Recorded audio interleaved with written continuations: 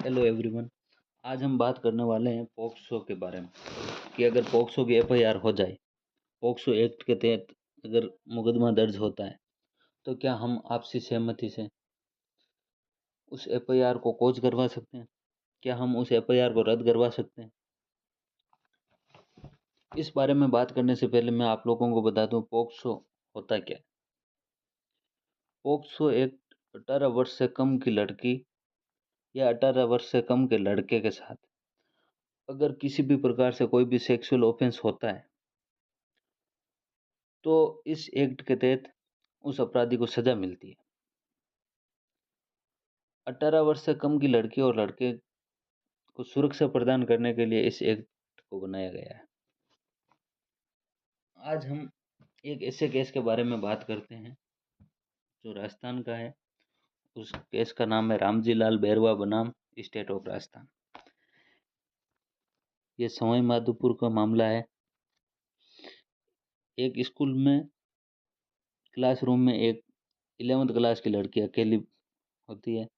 वहाँ पर एक टीचर आता है और उस लड़की के ब्रेस्ट को रब करता है और उस लड़की को धमकी देता है कि ये बात किसी को बताएगी नहीं, ना टीचर्स को ना घर वालों को। कुछ दिनों बाद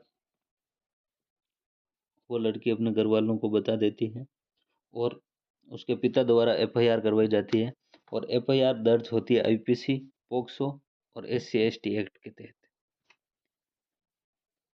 बाद में कुछ दिनों बाद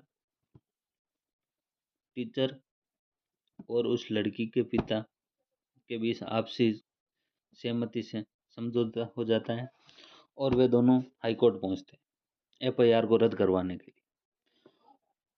उन दोनों के कहने पर हाईकोर्ट एफआईआर को रद्द कर देता है। जब एफआईआर रद्द हो जाती है तब गांव में भी यह बात पता चलती है कि एफआईआर रद्द हो गई है। तब उसी गांव के उसी लड़की के गांव के एक आदमी, जो आम आदमी है, इस केस से उसका कोई लेना देना नहीं है, वो ये सोचता है कि एक टीचर द्वारा ऐसा घिनौना अपराध किया गया है, इस मामले में हाईकोर्ट एफआईआर को रद्द कैसे कर सकता है? क्या ऐसे मामले में एफआईआर को रद्द करना सही है? एक ऐसी लड़की जो स्कूल जाती है, उसके साथ उसी के स्कूल में उसी के टीचर के द्वारा ऐसा घिनौना अपराध किया गया है। ऐसे मामले से समाज में डर का माहौल फैल जाता है। क्या दूसरे घर वाले अपनी बच्चियों को स्कूल भेज पाएंगे ऐसे मामले के बाद? तब वे सुप्रीम कोर्ट जाते हैं और सुप्रीम कोर्ट में अर्जी लगाते हैं। तब उस टीचर के एडवोकेट आते हैं और सुप्रीम कोर्ट में बोलते हैं कि यह आदमी, ना तो इस केस से इस आदमी का कोई लेना देना है, ना ये आदमी पार्टी है इस केस में, ना ये लड़की का पिता है, ना भाई है, ना इसका लड़की से कोई संबंध है। तो फिर ये किस आधार पर हाईकोर्ट के फैसले को चैलेंज कर रहा है? क्या कोई भी ऐसा आदमी जिसका केस से कोई लेना देना नहीं है, वो ऐसे ही आकर केस केस को या हाईकोर्ट के ऑर्डर को चैलेंज कर सकता है? तब है सुप्रीम कोर्ट का कहना है ऐसे केस का असर पूरे समाज पर पड़ता है।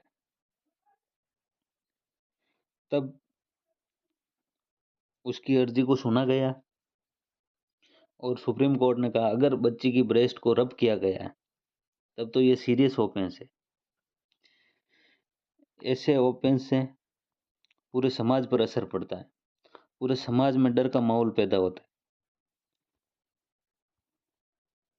सुप्रीम कोर्ट ने कहा ऐसे मामले को हम हल्के में नहीं ले सकते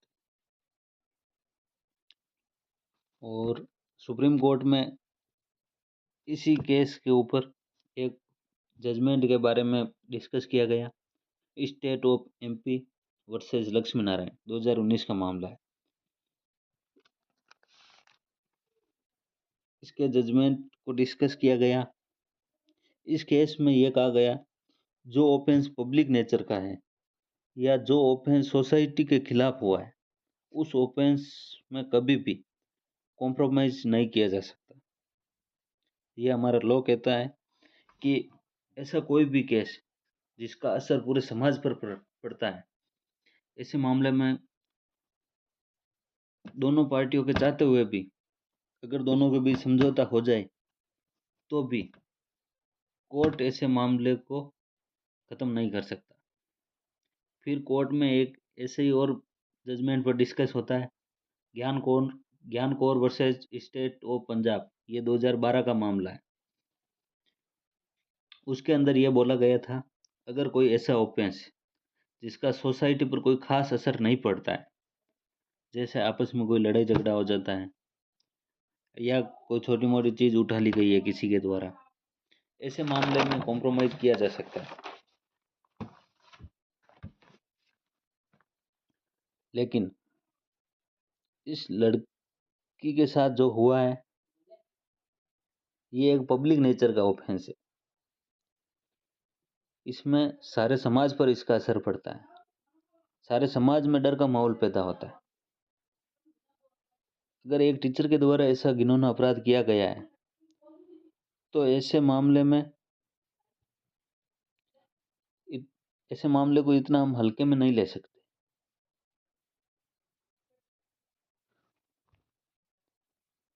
अगर कोई भी पब्लिक नेचर का ऑफेंस है, उसमें पीड़िता या पीड़ित आकर स्वयं भी कह दे या उसके माता पिता, उसके कोई रिश्तेदार आकर कह दे कि हमारे बीच आपसी समझौता हो गया और हम इस केस को खत्म करना चाहते हैं, तो भी केस को खत्म नहीं किया जा सकता। कोर्ट ऐसे केस को खत्म नहीं कर सकता जो पब्लिक नेचर का ऑफेंस है। सुप्रीम कोर्ट ने